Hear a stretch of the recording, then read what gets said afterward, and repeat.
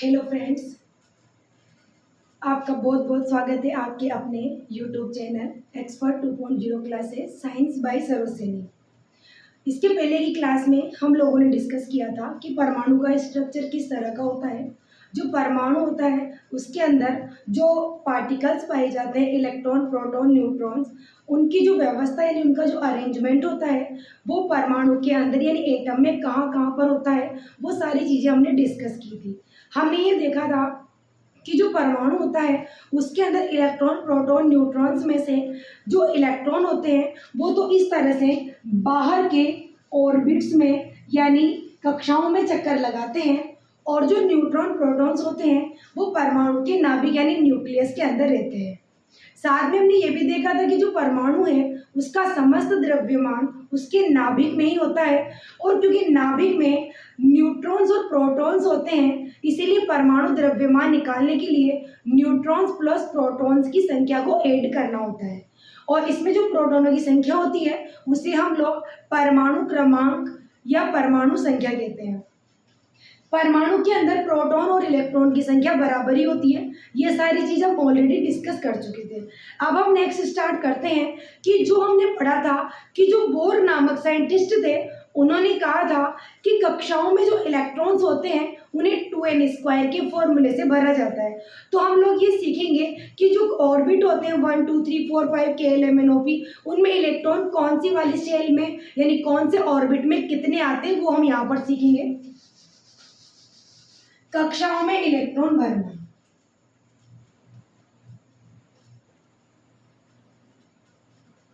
Electron भरना, इसके लिए अपन ने फॉर्मूला पढ़ा था 2n²। 2n² में n क्या होता है? Number of shell. n is number of shell यानी ऑर्बिट या कक्षा बोल दो, कक्षा की संख्या।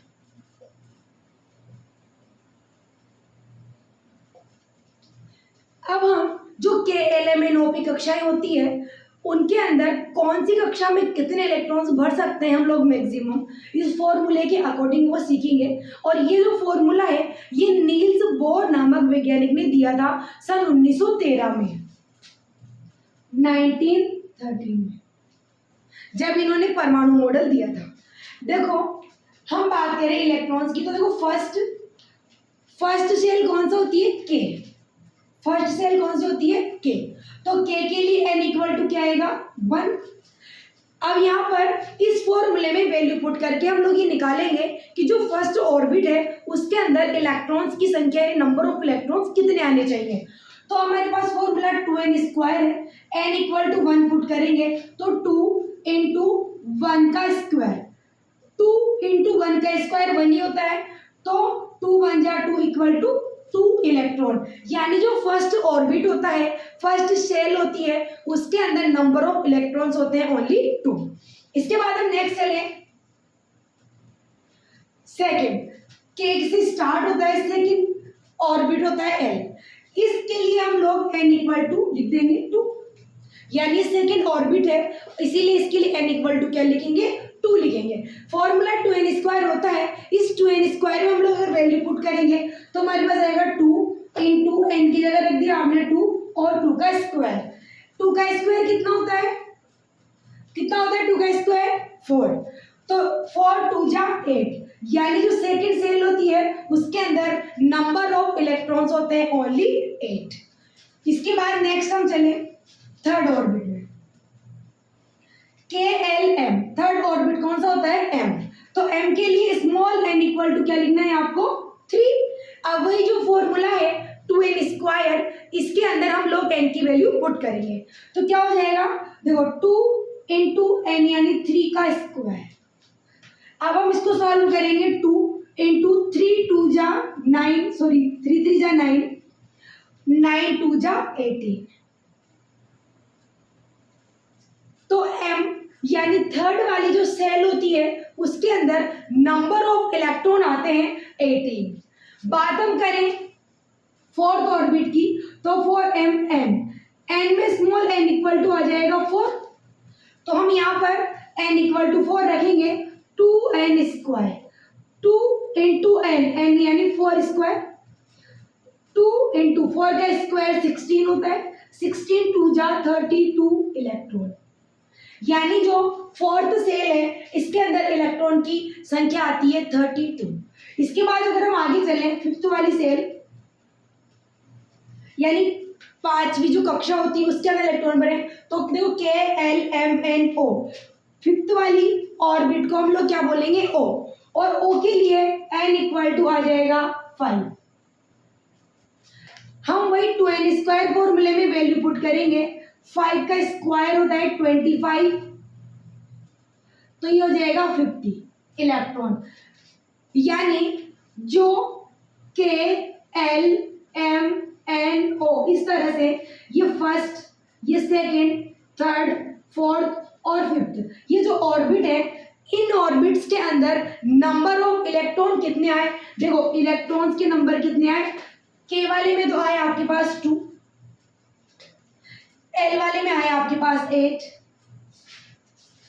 M वाले में आए आपके पास 18, ठीक। उसके बाद N वाले में आए आपके 32, O वाले में आए आपके पास 50 एंड सो ऑन। यानी जो ऑर्बिट है, कक्षाएं हैं KLMNOP, इनमें इलेक्ट्रॉन का जो नंबर है वो आया 2, 8, 18, 32, 50, 2, 8, 18, 32, 50। यानी अकॉर्डिंग टू फॉर्मूला अगर बात करें, यानी फॉर्मूले के अकॉर्डिंग अगर बात की जाए तो जितनी भी KLMNOP कोश होते हैं यानी ऑर्बिट होते हैं, इनके अंदर फॉर्मूले के अकॉर्डिंग नंबर ऑफ इलेक्ट्रॉन कितने आते हैं 2, 8, 18, 32, 50। यानी ये सीक्वेंस चलता है।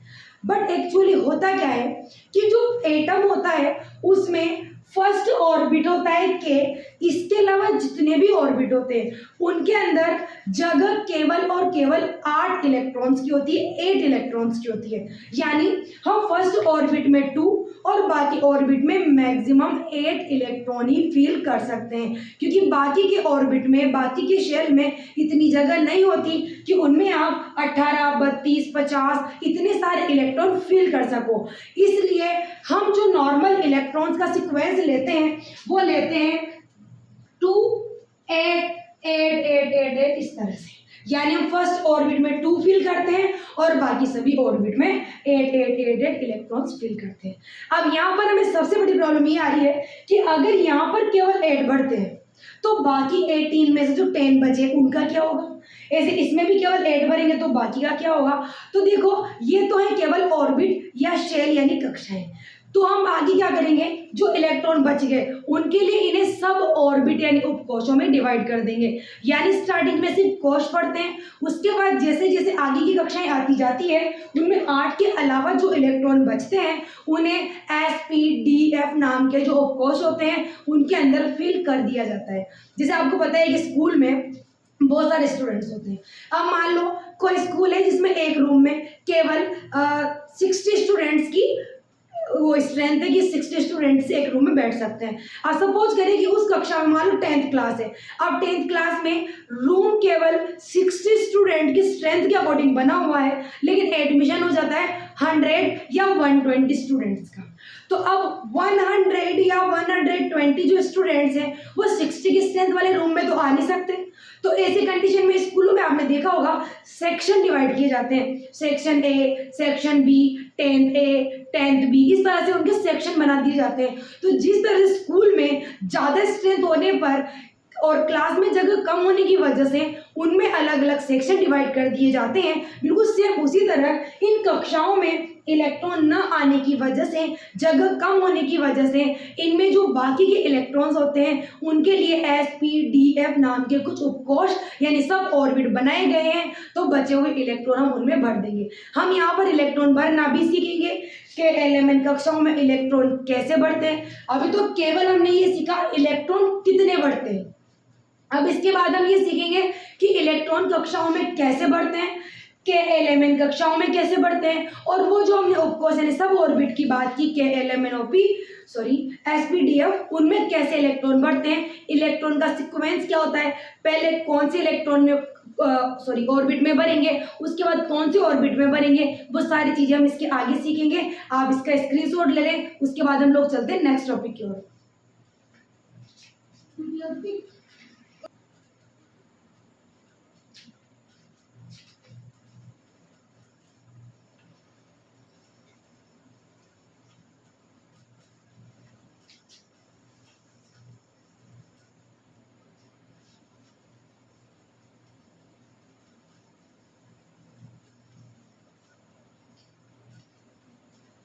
तो हमने ये सीखा कि जो K L M N O P कक्षाएं होती है उनके अंदर इलेक्ट्रॉन का भरने का जो सीक्वेंस होता है K L M N dash dash, इनमें चलता है 2 और बाकी सब में 8। तो फिलहाल के लिए हम लोग के एल एम एन कक्षाओं में इलेक्ट्रॉन फिल करना सीखेंगे।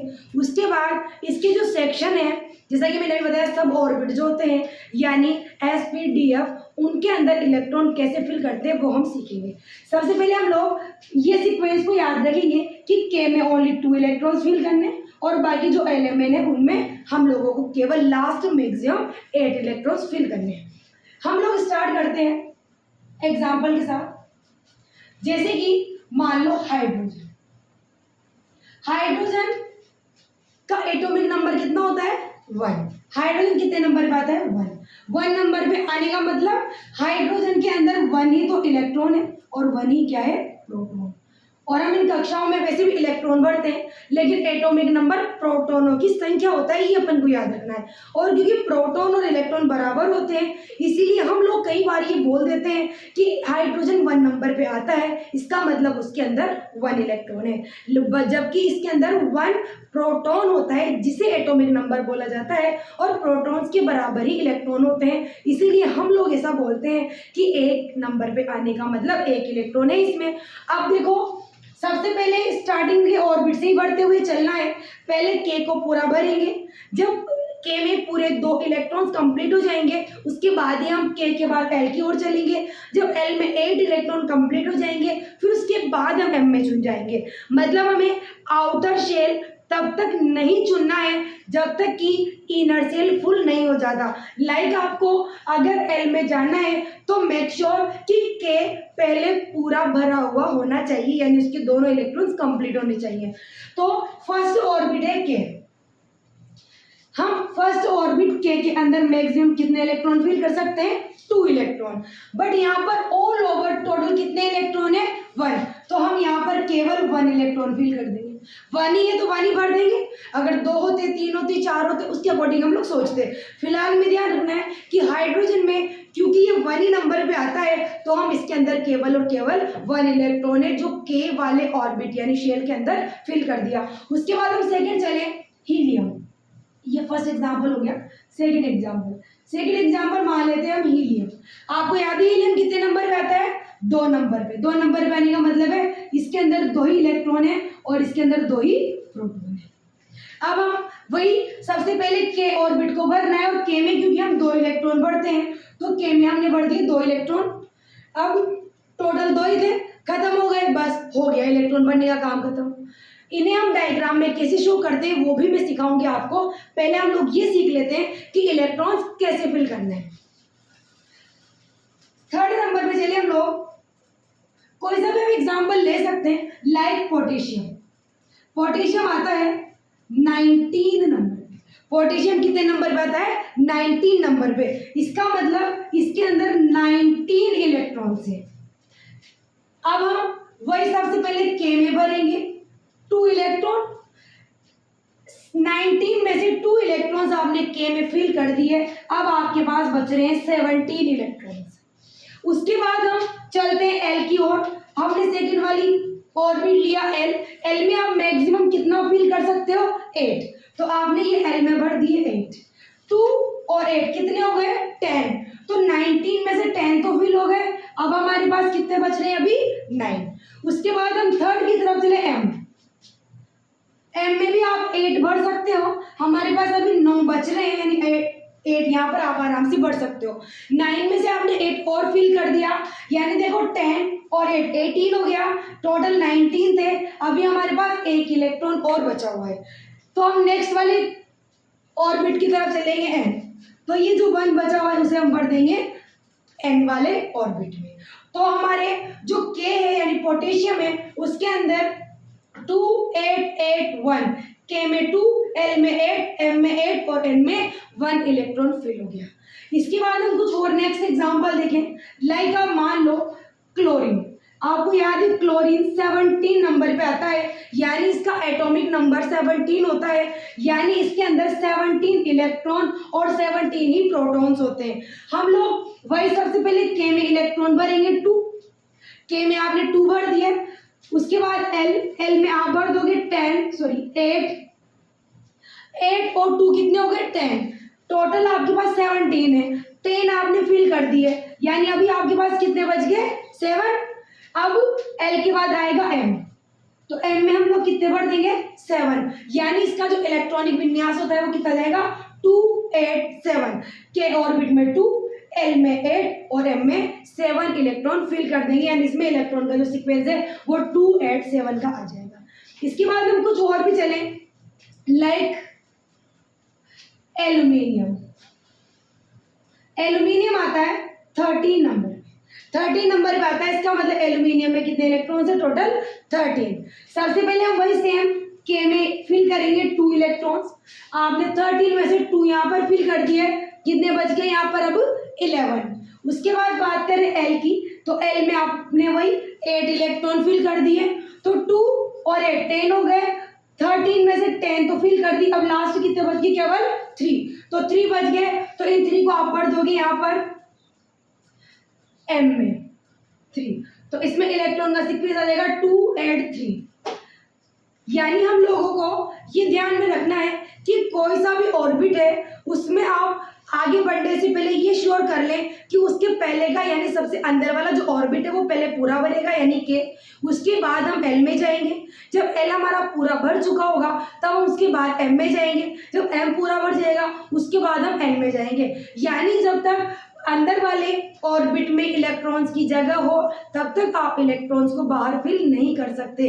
इसीलिए हमें सबसे पहले के को पूरा 100% फिल करना है, यानी इसमें ओनली 2 इलेक्ट्रॉन्स फिल करने हैं। उसके बाद आप एल में भरोगे 8, एम में 8, एन में 8 और इस तरह से आपको आगे सीक्वेंस को फॉलो करना है। अब ये तो रही बात केवल किसमें ऑर्बिट में कितने इलेक्ट्रॉन्स हमने फिल करें, ये एग्जाम्पल नंबर 4 हो गया और ये एग्जाम्पल नंबर 5 हो गया।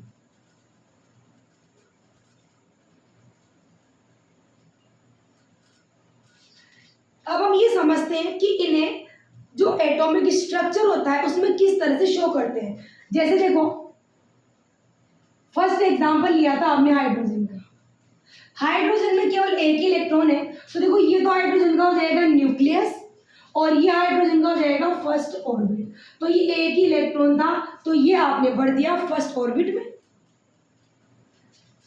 हाइड्रोजन में केवल एक ही इलेक्ट्रॉन है जो कि के में भरा हुआ था और इस एक इलेक्ट्रॉन का आपने भर दिया ये फर्स्ट ऑर्बिट में। इसी तरह अब अपन सेकंड में चलते हैं, कोई सा भी और अदर एग्जांपल, जैसे मान लो थर्ड वाला लेते हैं हम लोग पोटेशियम का। जैसे मान लो पोटेशियम, पोटेशियम आपको याद है 19 पे आता है, इसका के एल एम एन में विन्यास आपने क्या निकाला 2 8 8 1, यानी 2 8 8 1। तो अब आप इसको परमाणु के स्ट्रक्चर में एटॉमिक स्ट्रक्चर में किस तरह से शो करोगे, ये पहले तो आप बना लोगे सबसे पहले इसका न्यूक्लियस, उसके बाद ये बनेगी फर्स्ट ऑर्बिट, फर्स्ट ऑर्बिट में आपको 2 इलेक्ट्रॉन फिल करने, ये 1 हो गया और ये सेकंड वाला 2 हो गया। उसके बाद हमें चलना है एल, ये हमने एल वाला ऑर्बिट बना लिया, सेकंड वाला इसके बाहर,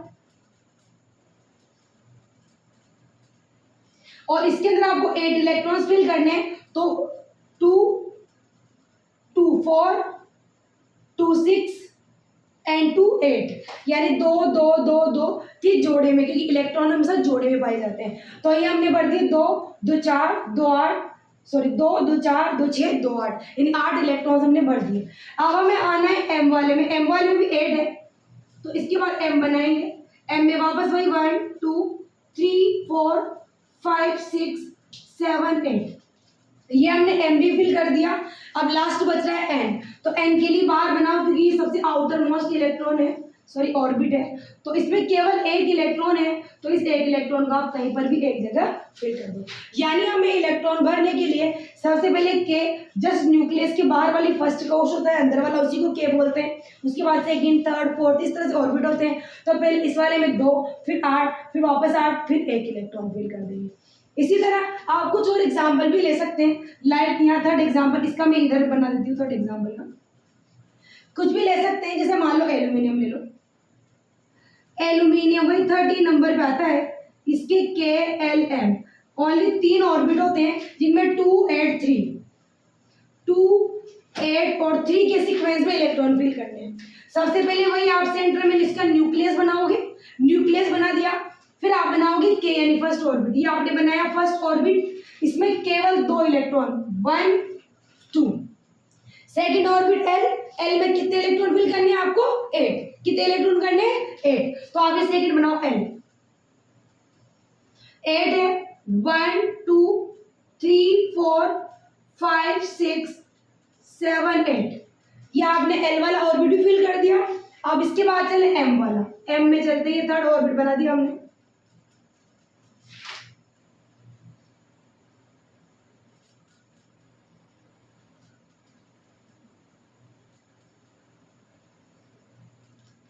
इसमें 3 इलेक्ट्रॉन्स फिल करने हैं, तो ये 1, 2 और एक 3 इस तरह से। यानी हमेशा जहां पर ज्यादा होंगे तो अपन को 2 इलेक्ट्रॉन एक साथ लेने हैं। तो इस तरह से किसी भी एटम के स्ट्रक्चर या एटॉमिक स्ट्रक्चर यानी एटम जो होता है उसके अंदर की जो ऑर्बिट्स होती है KLm, उनमें इस तरह से हम लोग इलेक्ट्रॉन फिल करते हैं।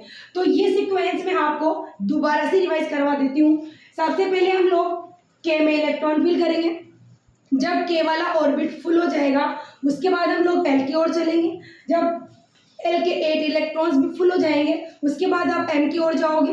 एम पूरा भरने के बाद यानी हमें सबसे पहले सबसे इनर वाला जो सबसे अंदर वाला ऑर्बिट है उसको फिल करना है के को 2 इलेक्ट्रॉन से, और उसके बाद हम आगे चलते जाएंगे 8 इलेक्ट्रॉन्स के साथ। जैसा कि हमने देखा हाइड्रोजन 1 नंबर पे 1 इलेक्ट्रॉन होता है, आपने के में भर दिया। हीलियम 2 नंबर पे इसमें 2 इलेक्ट्रॉन्स होते हैं और ये दोनों इलेक्ट्रॉन आपने के में भर दिए। पोटेशियम क्योंकि 19 पर आता है तो 2, फिर इसमें 8, इसमें 8 और उसके बाद एन में 1। यानी हमें ये ध्यान रखना है कि 19 में से पहले फर्स्ट वाला पूरा भरेंगे, फिर जो बचे हुए उनमें से सेकंड वाले में भरेंगे, फिर जो भरने के बाद अब जो बचे उनमें से यहाँ भरेंगे, फिर उसके बाद बचेंगे तो आगे भरेंगे। यानी हमें हर बार प्लस करते हुए चलना है कि 2 ऑर्बिट्स में भरने के बाद कितने इलेक्ट्रॉन्स बच गए उनको ही नेक्स्ट में भरना है और उसी के अकॉर्डिंग हमें आगे के ऑर्बिट्स में चलना है। तो यहाँ तक आपको कोई दिक्कत नहीं आई होगी। बाकी ये जो रूल होता है ये 20 तक ही अप्लाई होता है, या ये मान लो लास्ट 18 या 19 तक ही अप्लाई होता है। उसके बाद इन कोशों में, क्योंकि आपको याद है कि इनमें ज़्यादा इलेक्ट्रॉन्स होते हैं, लेकिन हमने 8 ही लिए हैं। हमने जो सीक्वेंस सीखा था 2, 8, 18, 32 ऐसे चला था, तो 18 के 10 कहाँ गए, 32 के बाकी के कहाँ गए, तो उनके लिए हम लोगों ने क्या करा था, इनको SPDF सब ऑर्बिट में डिवाइड किया था। तो जब हम आगे वैलेंसी सीखेंगे तो साथ में मैं आपको इलेक्ट्रॉन फिल करना सिखाऊंगी कि इलेक्ट्रॉन किस तरह से SPDF में भी फिल करते हैं और वैलेंसी कैसे निकालते हैं। तो आप इसका स्क्रीनशॉट ले लें। उसके बाद हम लोग वैलेंसी सीखेंगे। वैलेंसी क्या होती है, वैलेंसी सबसे पहले वर्ड कहाँ से आया था, कौन से साइंटिस्ट ने इसके बारे में बताया था, और वैलेंसी हम लोग कैसे निकाल सकते हैं। KLm के अकॉर्डिंग भी हम लोग सीखेंगे और जो SPDF होता है उसके अकॉर्डिंग भी हम सीखेंगे। यहाँ तक आप स्क्रीनशॉट ले लें और इसके जो बाकी के एग्जाम्पल्स हैं वो आप रिवाइज करें, प्रैक्टिस करें। अगर आपको कोई प्रॉब्लम आती है तो आप कमेंट बॉक्स में कमेंट करें, हम उस पर आपकी प्रॉब्लम को शॉर्ट आउट करने की पूरी कोशिश करेंगे।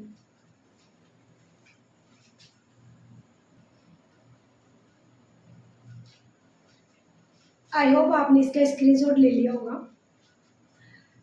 ये जितने भी मैंने आपको इलेक्ट्रॉन फिल करना सिखाया है आप एक बार इसकी प्रैक्टिस करें। ये जो रूल है वो 18 या 20 तक ही लागू होता है। तो आप यहाँ तक कि जितने भी एग्जाम्पल हैं यानी 1 से लेकर 20 तक के जो एलिमेंट्स हैं उनके लिए इलेक्ट्रॉन फिल करने के ये KLm वाला जो तरीका है इससे आप इलेक्ट्रॉन भरना सीखें।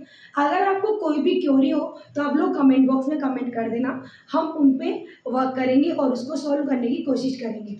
इसके साथ ही आप लोग जिन लोगों को हमारे चैनल में हमारे साइंस में मतलब प्रॉब्लम्स आ रही हैं। जो लोग बहुत सारे लंबे टाइम से साइंस पढ़ने के लिए तैयारी कर रहे हैं, कोचिंगों के लिए इधर-उधर घूम रहे हैं, लेकिन कई बार फाइनेंशियली प्रॉब्लम्स की वजह से वो लोग कोचिंग अटेंड नहीं कर पा रहे क्योंकि उनके पास इतना अमाउंट नहीं होता फीस पे करने के लिए।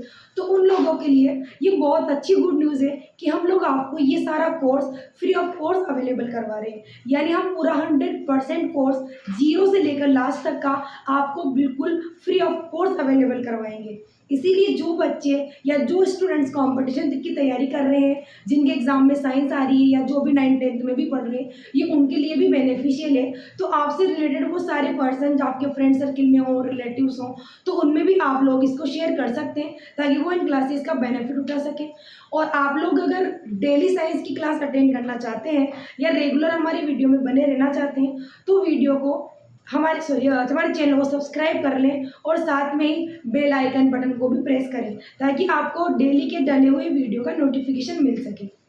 ये टॉपिक हमारा यहाँ तक ख़त्म करते हैं हम आज, क्योंकि हमारा जो वैलेंसी वाला टॉपिक है वो थोड़ा सा बड़ा है और इसकी वजह से हमारा वीडियो काफ़ी लॉन्ग होने वाला है। इसलिए हम लोग वैलेंसी का एक अलग से कल पूरा नया टॉपिक लेकर आएंगे। उसमें आपको हम स्टार्टिंग से वैलेंसी क्या होती है, वैलेंसी कैसे निकालते हैं, वैलेंसी के बारे में सबसे पहले कब और किस साइंटिस्ट ने बताया था, के एलिमेंट कोश और जो sp-df सब ऑर्बिट होते हैं उनसे इलेक्ट्रॉन फिल करके वैलेंसी यानी संयोजकता कैसे निकाल सकते हैं, वो सारा प्रोसेस हम लोग नेक्स्ट क्लास में पढ़ेंगे। आपका वैलेंसी वाला टॉपिक हम पूरा एक कंप्लीट सिंगल वीडियो में कंप्लीट करवा देंगे ताकि आप उसको रिवीजन भी एक साथ में कर सको।